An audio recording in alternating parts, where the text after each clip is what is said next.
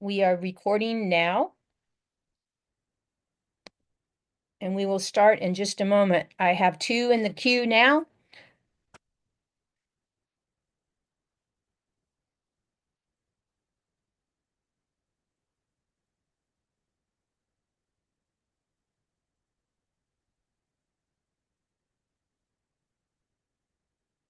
And I will apologize in advance if we mispronounce your name. No ill intention. Just that sometimes names are different than how we're interpreting them. So apologize if we mispronounce any names. But we will get started here. It's 10:16. Derek, we're ready to go, and we've got two in the queue. We will have Ashley first and then Julie. And Derek, we will turn the floor over to you to begin. If you have any information or preamble that you'd like to share before we get started, the floor is yours, Derek. Sure. Thanks, Dana. And it's good to see everybody. Happy Monday. And glad that we were able to get something scheduled to answer, hopefully, any last minute questions but as we gear up for the pre-app deadline, which is Wednesday, April 23rd, 2025 at 5 p.m. Pacific time. We will answer our questions to the best of our ability on this call. If questions come up that have already been answered or that are in the FAQ, forgive me, or are pretty clearly stated in the RFP, I'm going to send you back to the RFP so that we can get to some of the more nuanced questions. But happy to stay on for the next 40 minutes or so and answer as many questions as we can. Thanks, Great. Dana. So we'll start. There was Ashley that was on. Ashley, you had your hand up first, so we'll start with you. Then we'll go Julie Zeisler and then Jody Doan. Those are the first three up. Ashley? Awesome. Thank you so much. Good morning. Thank you for doing this extra session. My question is about multi-regional proposals and the project limit. How do you recommend, like if you're trying to do something truly statewide, how do you recommend we stay within the project limit? Is it 8 projects per region that's participating in the multi-regional proposal, or how do you guys want us to handle that?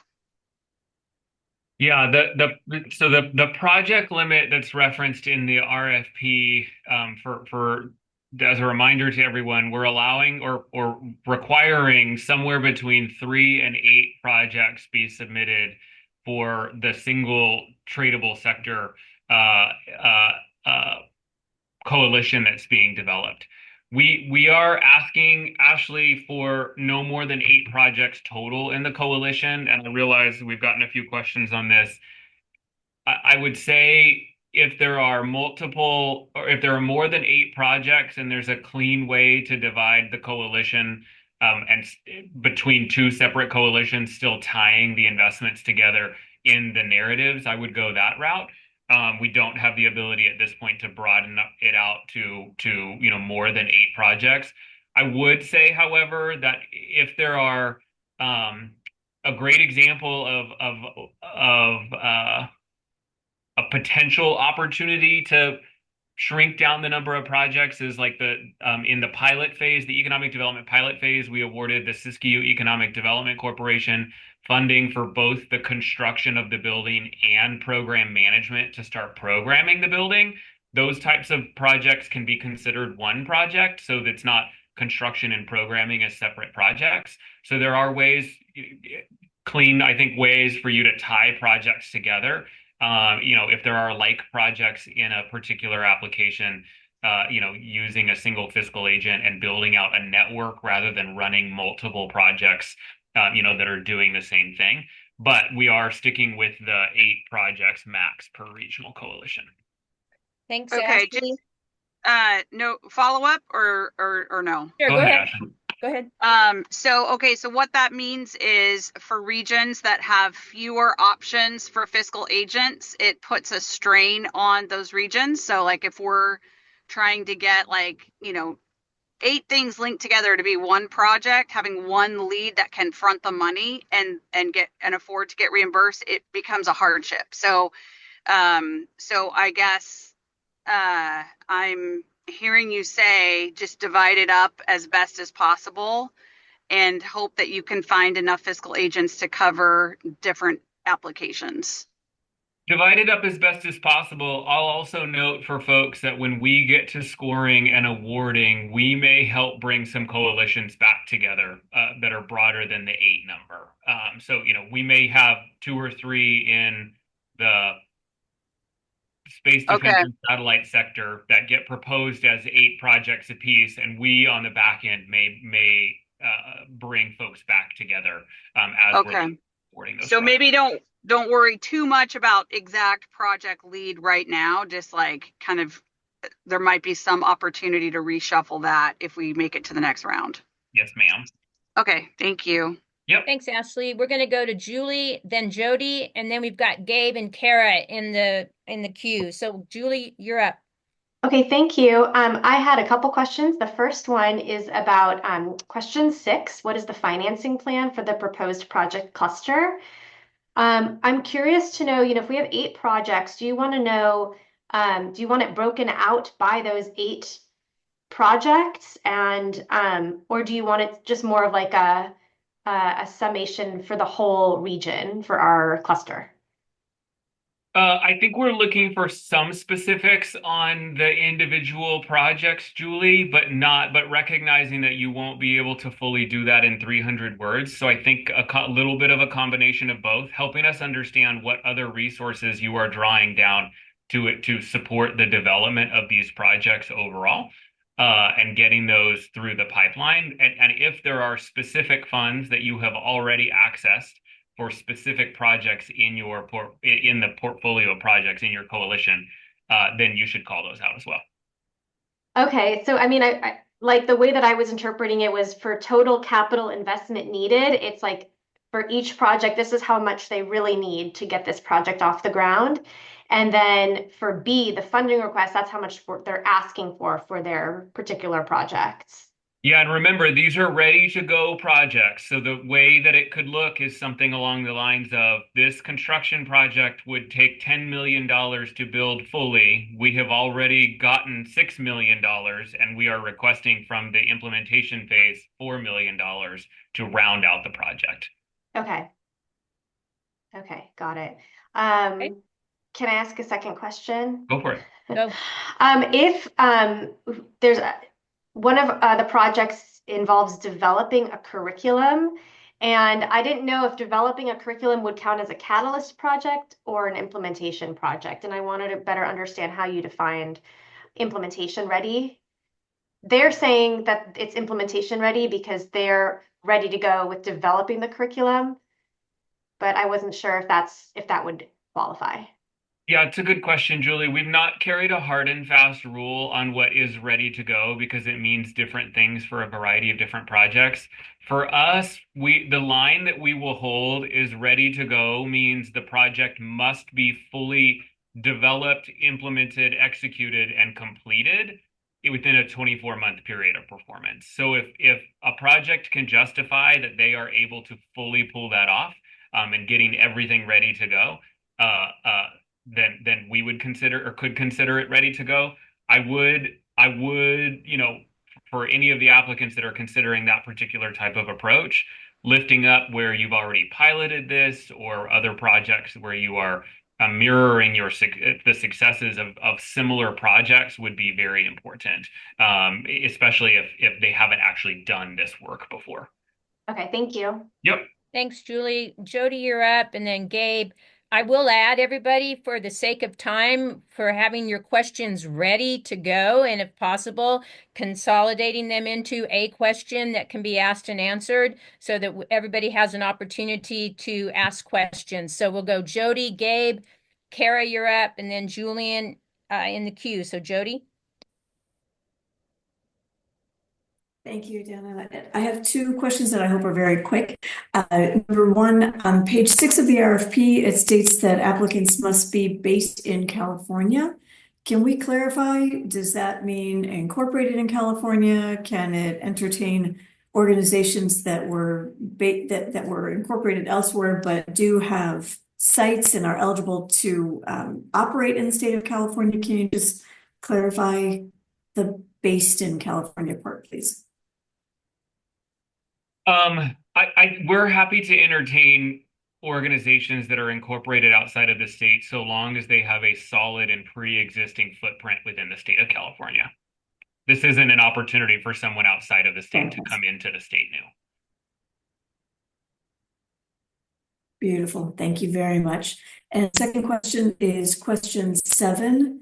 What potential blockers do you see to successful implementation, and how will the applicant proactively address them?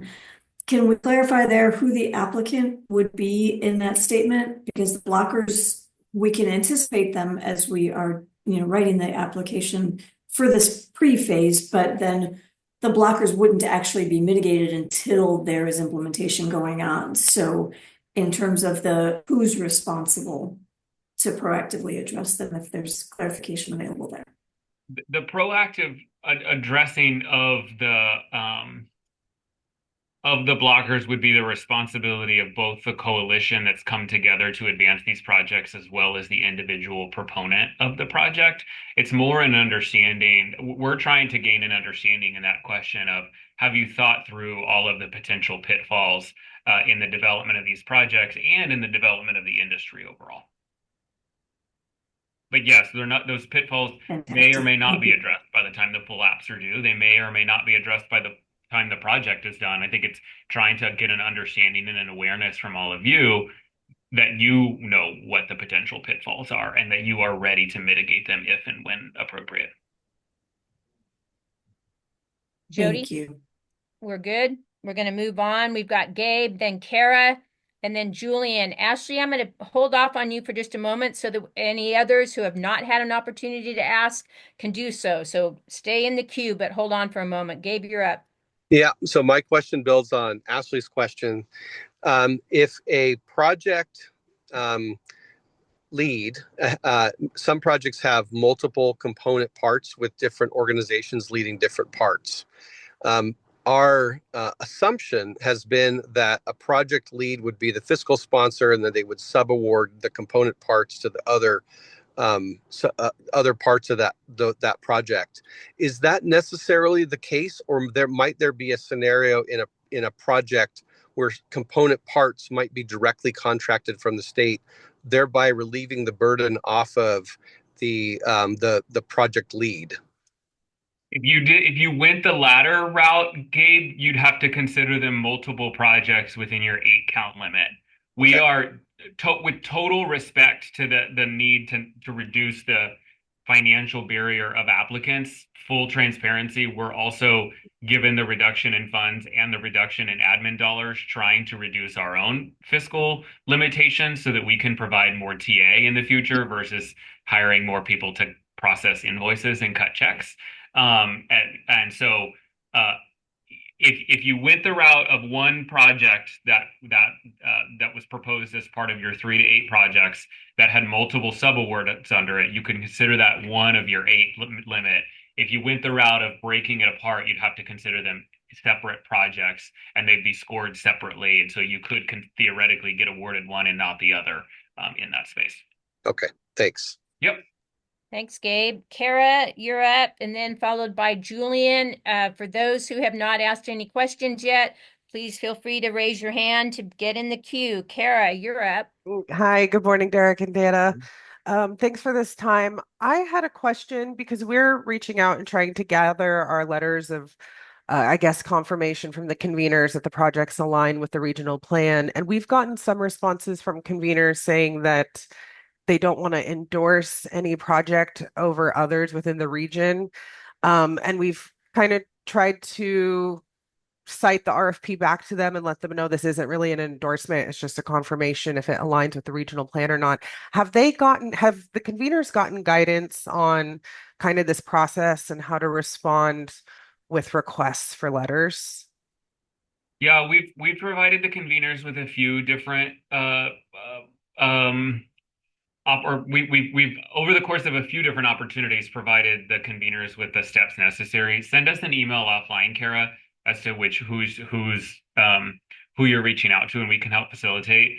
As a reminder for folks, that these are not letters of endorsement, Kara, which I think is what you were trying to remind us of, and I appreciate. These are letters simply stating that the sector and that the projects that the sector that the projects are working to advance are aligned with the regional plan or plans in the regions where these projects will take place, not that there is, that they're endorsing those projects. I will note, if there are coalitions that come in without letters of support, and an applicant how do I say this? And an applicant can prove that they did their best to reach out to the convener to no avail. We may move to accept the application and work with the convener offline. Just for clarification. Thank you. Yeah. Thanks, Kara. Nice to see you, Kara. Derek, I'm going to reiterate for all the conveners that are on this call, we are not asking for endorsement letters. These are confirmation letters to affirm that the project aligns with the regional strategy that was submitted last fall. So again, conveners, not endorsement letters. You're not selecting one over another. You are affirming that the project being proposed aligns with your regional strategy.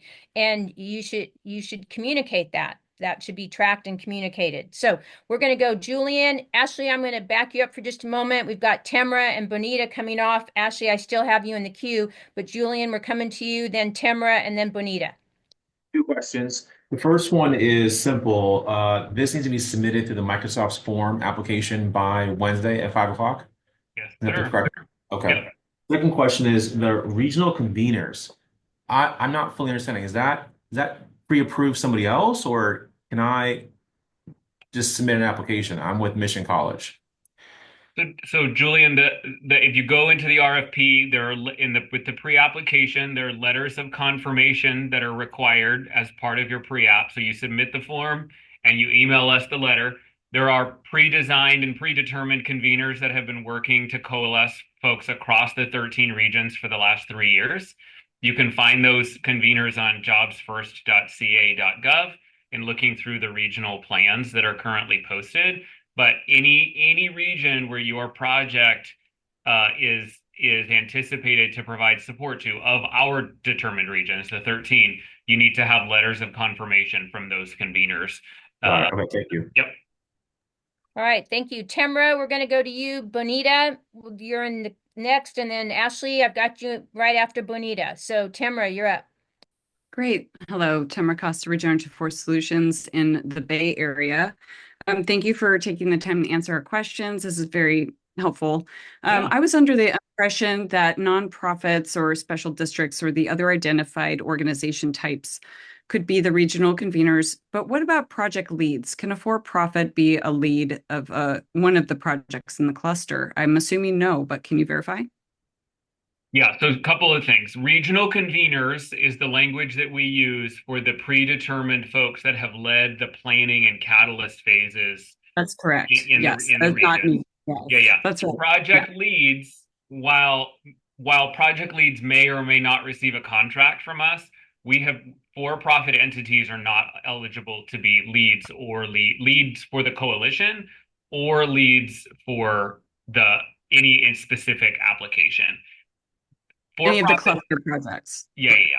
Okay, great. Thank you so much for verifying. Yeah. All right. Thanks, Temra. Thank you. Bonita, you're up. And then Ashley. I was up, but I believe I got my question answered already. Okay, that's good. Wow, we're being efficient today. That's awesome. So let's go, Ashley, then Alex will come over to you. Ashley, you're up. Okay, two-parter. One, if one of our partners submitted an NOI and did a bit of a word salad on this idea and then stated 3 different sectors, can we in our application say clarification of the 3 that we said this is the one, and go ahead and submit a cluster lead for one of the 3 that they put in their NOI? So that's part 1. Part 2, and this applies to a university. We have a university that wants to be sector lead for 2 different sectors. And is that okay? So the applicants posted on the online public notice of intent document are bound by the sectors that are identified on that document. So if if an applicant chose multiple sectors, we disqualified them because the requirement was that you could only pick one on that NOI. And so go on the NOI list and you can see through the list of folks, for example, not to call any one particular entity out, but the University of California, Riverside is bound to the clean economy sector in their proposal. The regions can merge, additional coalitions can merge in collectively together, but for example, UC Riverside could not suddenly submit a working lands and waters proposal. They're bound by clean economy. To the second part of your question, so we've had some, and maybe this is getting at what you're implying. If I'm not answering your question, Ashley, just tell me. There are some of the coalitions that submitted a notice of intent have merged together and identified a new entity to lead.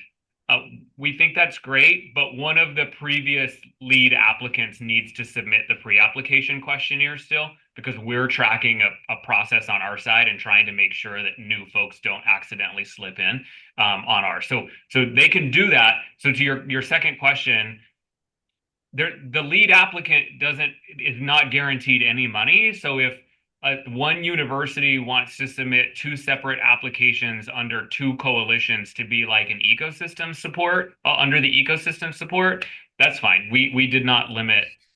Dana, correct me if I'm wrong, but we did not limit those numbers. Correct. Okay. Ashley, I think I'm looking at Christy Patch's eyebrows right now. And I think that answers the question. We have a university, one college is lead for one sector, and another college wants to be lead for another sector. And there was language about one NOI per like cluster lead, but we weren't sure if that meant that the institution that's, like that they're like, you know what I'm saying? Yeah, you're good, Ashley. Okay, all right. We did not get multiple NOIs, which was our one single limitation from multiple folks. Yeah. One entity can submit applications under multiple NOIs, though. Okay, thank you. Thanks, Ashley. Okay, Alex, we're coming to you, and then we're going to Maria. Tamara, I'm going to park you in the parking lot for just a moment to allow first-time folks to ask their questions. Alex, you're up. Hello? Hi there. Hi, Alex. Go ahead. Hey, how you doing, Derek and Dana? Sorry, I was getting a call. Yeah, so quick question on the time frame for timeline. I know you said it was 24 months. Would that also include report outs and things of that nature? Because I know according to funding, sometimes it looks like 24 months, but really when you start looking at the funding structure, it's really like 20 months. Because you have to report out and do all the other elements and stuff like that. So my question is just for the time frame question in terms of how do we reframe that? Okay, good question, Alex. Applicants should plan for 24 months. Like 24 months. It won't be shorter. In fact, we may even have a little bit of flexibility on the back end to make it longer. We're just waiting on the final budget process to wrap this year. But applicants should propose for 24 months. For those pre-applications that score high enough and are invited, the projects in those are invited to submit full applications. There'll be a lot more details specific to reporting timelines, availability of funding, etc. But it is 24 months. Thanks, Alex. Okay, Maria, we're going to go to you. And then Derek, Setter Das has a question that has come in also that we're going to read into the recording. So Maria, you're up.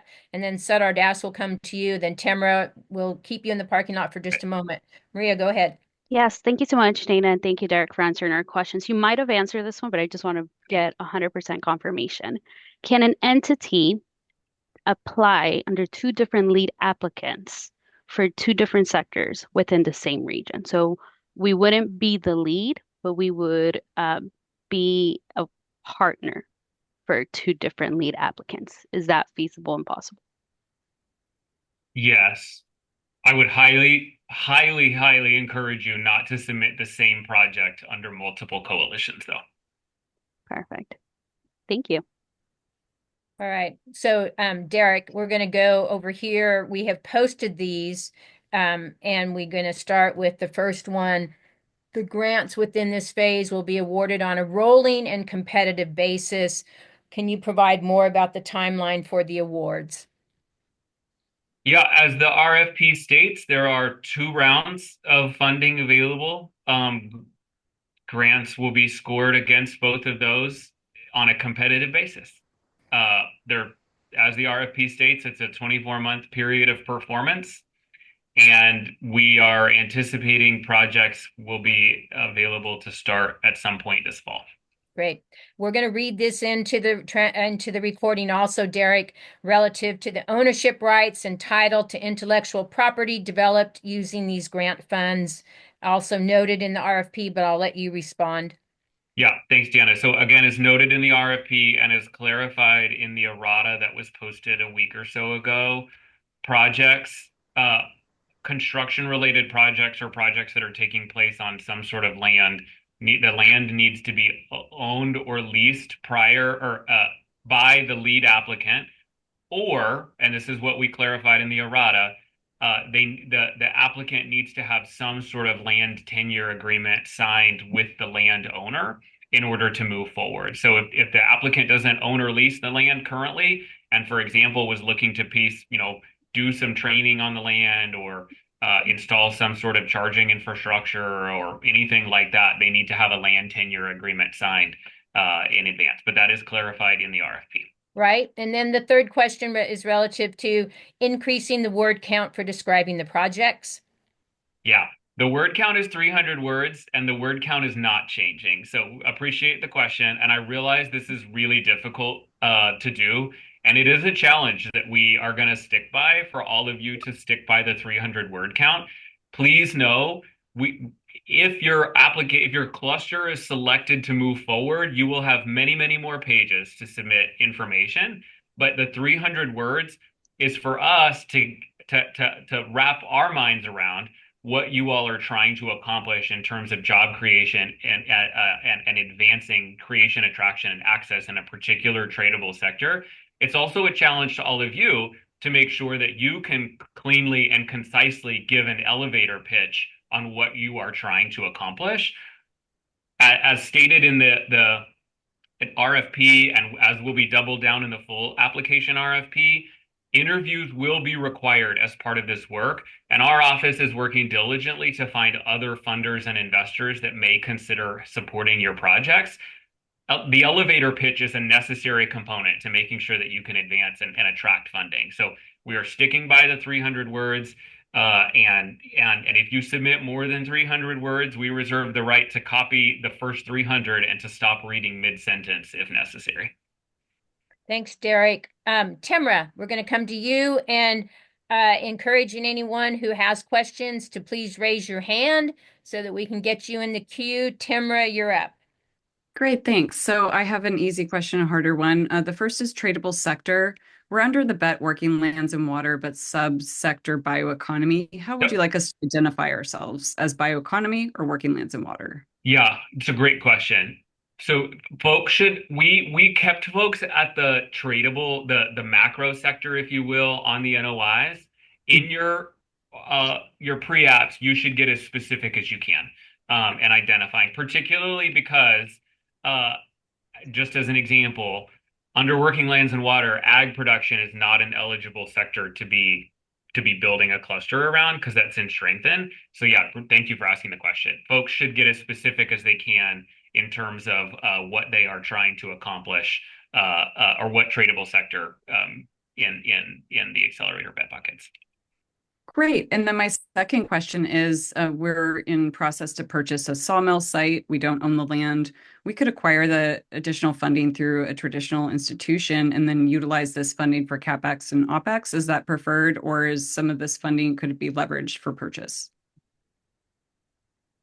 Theoretically, some of the funding could be leveraged for purchase, Temra, but the ready to go piece is where I would say you have to be really cognizant of that 24-month period of performance. And so for any projects that are thinking about construction, I would highly encourage folks to either have the land readily available, have some sort of long-term agreement signed with the property owner, and ensure that you can show us that you are confident in your ability to fully execute the project in 24 months. Okay, thank you. We have, of course, as just so you guys know, just as you all have been learning, we have also been learning, and we gave 24-month period of performance to our economic development pilot phase grantees, or I think we gave 18 months, and we are gonna be stretching closer to 30 or 32 months on construction projects because we've had to learn what ready to go means as well. As much as I would love to give everyone all the time they need to complete it, these dollars will expire. And we will have to give them back to the legislature. And if applicants can't fully execute in that 24 months, even after we've given money, we will have to stop cutting checks, right? And figure out how to fund their projects otherwise. So that's why that's why being cognizant of how you can show us that a project is fully executable in 24 months is important. Thank you. Thanks, Timra. Good questions. Appreciate those. It's 10:47. We are running this till 11.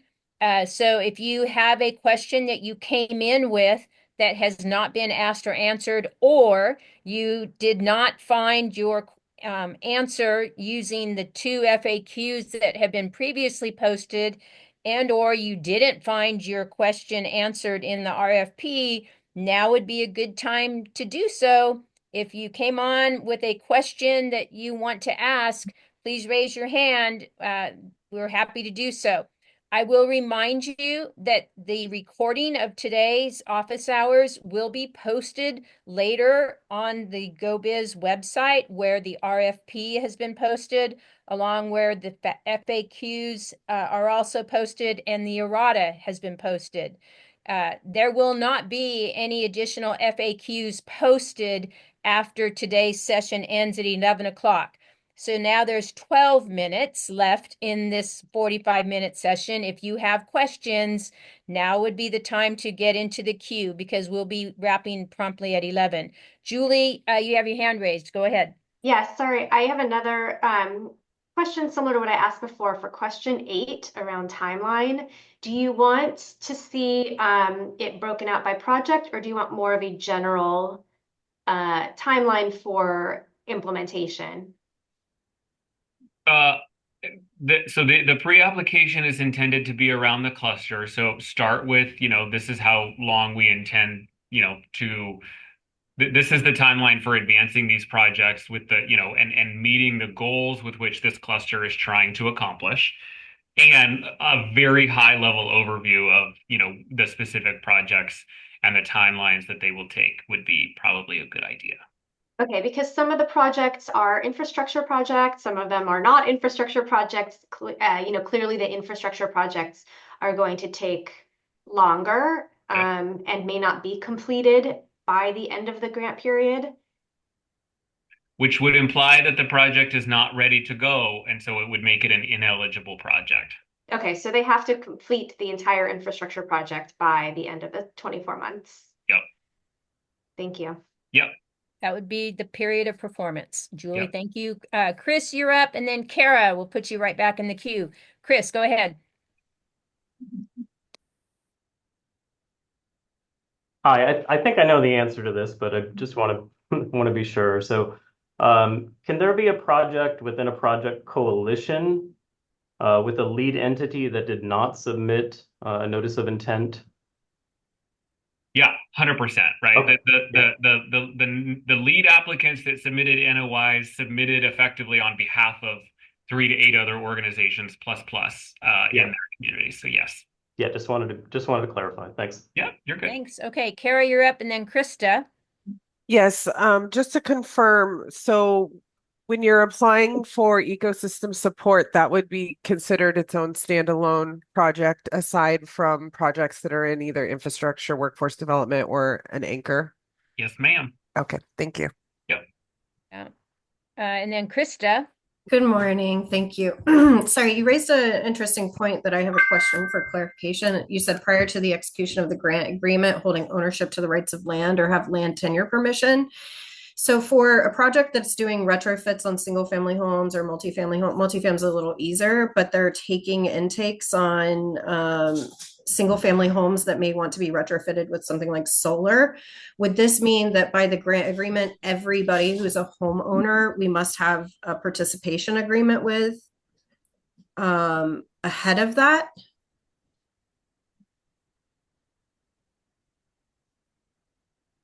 Thinking. Yeah. I mean, you kind of like, it kind of threw me a little bit because we're, there's a lot of organizations that are doing intake and there's consistent. But obviously, would we need signed site access agreements at the time of either application or grant agreement? No, that's a great question, Kristen. The answer would be no. As long if it's in like a program that is can prove that there's this model and this is how we do Okay, great. things and then that means working with homeowners to sign up. I'm fine with that. I would on the housing front brings up a good solid point. Remind folks that if you are pitching a project in the anchor bucket, housing, childcare, healthcare, education, workforce, or something in infrastructure, make sure that it is tied back to how you are helping a tradable sector grow in that space. But yes, Krista, you're good. Thank you, Derek. I appreciate that. Yep. Okay. We are at 10:52. We have 8 more minutes in this session. We've got a question in the chat. Yeah. Crystal, you can come off mute and ask your question. Go ahead. Great, thank you. And apologies for being late. So you may have covered these, but 2 quick questions. One, want to just confirm that if we want to change sort of our project lead or a fiscal sponsor, that sort of thing, that's okay to do. Yeah, the only organization that can't be swapped out is the lead applicant, but the individual project proponents can absolutely be swapped out. Okay, great. And then my second question, there's a question in the app about why the regional coalition is well positioned to advance the project cluster. Is that just referring to the lead applicant, or are you getting at like describing the project leads within the cluster? We're getting at the latter. Although I don't need to know why every organization is the best to do this. Our goal with this question is to try to understand why this cluster will work collaboratively together. Like why this cluster is best positioned to advancing the goals that you are putting forward, right? Like there are clusters that have worked collaboratively together over the last several years. There are clusters that came together yesterday. There are clusters that are not yet together. Why is it that this group of organizations that have come together are well positioned to advancing the goals of your proposal overall? And I would remind folks on this call, more than you asked, Crystal, but in the webinar that we posted or the recording that we posted walking folks through a month or so ago, we reminded folks that regional coalitions could and should include folks that are not project leads, right?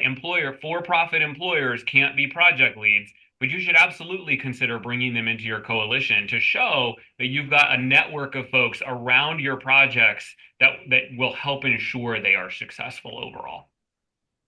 Beautiful. Thank you. You bet.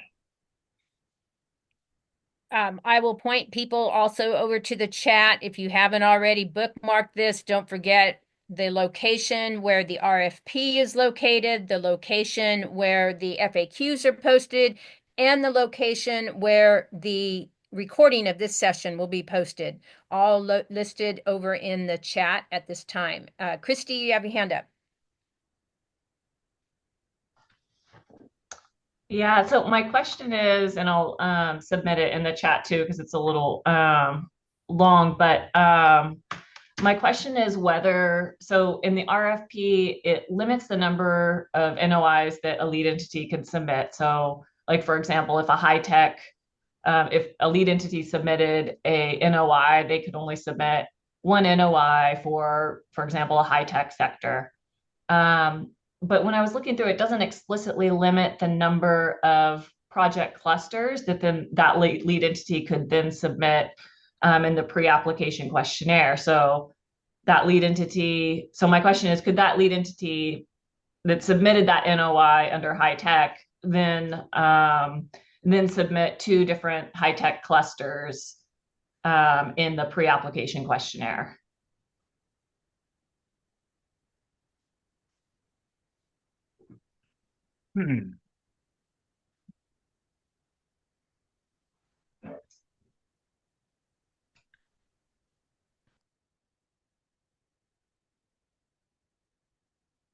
I'm going to say no, Christy. I think our intent behind this was that the lead entity would be responsible for submitting one cluster and like owning that 3 to 8 projects in that particular space. So, it was not to have them come in and submit multiple clusters of 3 to 8 projects. It really was to be that one. But thank you for asking. Okay. Maybe we can take this one in the chat as our last question. Anna, we're going to ask you to come off mute and read your question. Anna? Oh, no microphone. Okay. All right, Derek, let's go ahead. So here's the question. Does the lead submit just one pre-application questionnaire providing overview answers of all the projects mentioned on their NOI? Or does the lead submit one pre-application questionnaire for each of the projects mentioned on the NOI? If they mention 5 projects, then 5 pre-app questionnaires should be submitted by the lead? Nope, one NOI per lead applicant. So reminder, only the folks that are listed on the published notice of intent list are eligible to submit a pre-application, and those applicants are only allowed to submit one proposal for their coalition moving forward. I should say they can submit 2, but we will only consider the most recent submission.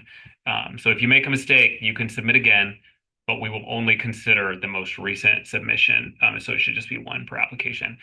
Before we wrap, I will just say thanks everybody for your interest in this funding. Couple of things I want to remind folks of, Deanna, before I hand it over to you. Reminder that the minimum award amount on this grant is $500,000.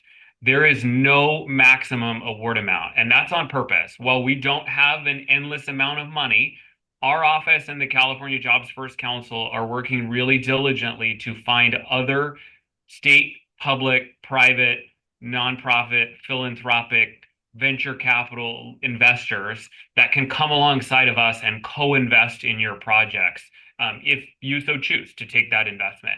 And so we want to know what it will really cost to advancing your projects. As we look to go through the full application, the interviews, and then the scoring, we will bring other investors alongside of us to consider making those investments. And so, this isn't about just fitting it perfectly into our little grant. It's about ensuring that you are able to achieve the goals that your cluster is hoping to set out and to achieve in terms of job creation, access, and attraction for the tradable sector in that space. So please, be thinking strategically about those. Be cognizant and aware that if you submit at 5:01 p.m. on April 23rd, we will deny your application and encourage you to reapply in round 2. So make sure you get it in before 5 p.m. on April 23rd, your pre-application. Make sure that the applicant is the organization whose name is listed on the public NOI list. And we will be moving rather quickly to get these pre-applications scored, because we realize that the full application deadline is a month and a couple of days away from Wednesday. So be patient with us. We will move very quickly to get answers back out to those that are invited, that will be invited for the full application round. And we will host some additional office hours and webinars for some more education there. But thanks everybody, and appreciate your time. Yeah, thanks everyone. As a reminder, also don't forget, there is a request for your confirmation letters to come in via email, and there's direction on how to submit your confirmation letter and the subject line to be listed. So please make sure that you refer to that information as well as part of the RFP, as part of the errata, as part of the FAQs all along. We will post this recording later today. The link has been provided in the chat. We appreciate your time today, and we look forward to reviewing all of the questionnaires that are completed by before 5 p.m. on Wednesday, the 23rd. Thanks, everybody. Enjoy the spring day out there today. All right. Have a good one. Good seeing y'all.